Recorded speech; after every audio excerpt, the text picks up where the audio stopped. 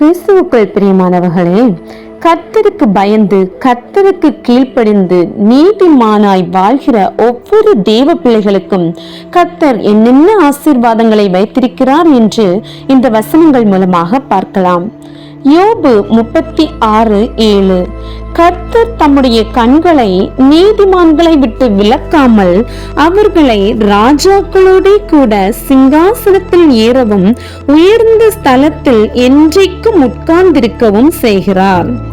சங்கீதம் 37:29 நீதிமான்கள் பூமியை சுதந்திரித்துக் கொண்டு என்றைக்கும் அதிலே வாசமாயிருப்பார்கள்.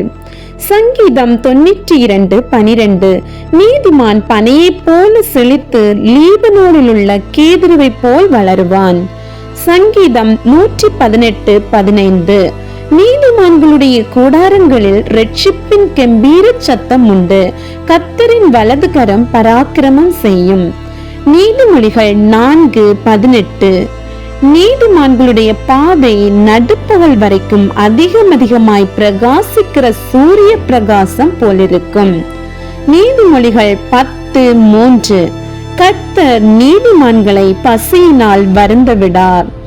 சங்கீதம் 34:15 கர்த்தருடைய கண்கள் நீதிமான்கள் மேல் நோக்கமாய் இருக்கிறது. அவருடைய செவிகள் அவர்கள் கூப்பிடுதலுக்கு திறந்திருக்கிறது.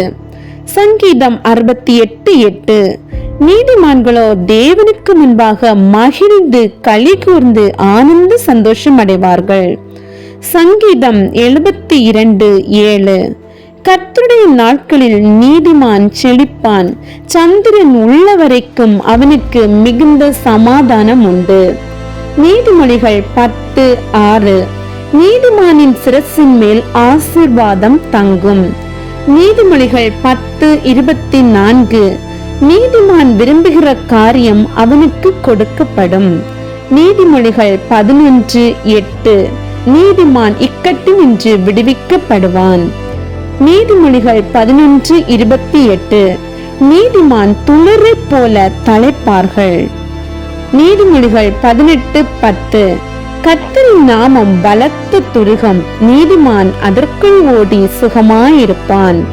நீதிமொழிகள் 24:16 நீதிமான் 7 தரம் விழுந்தாலும் திரும்பவும் எழுந்திருப்பான். ஆமேன்.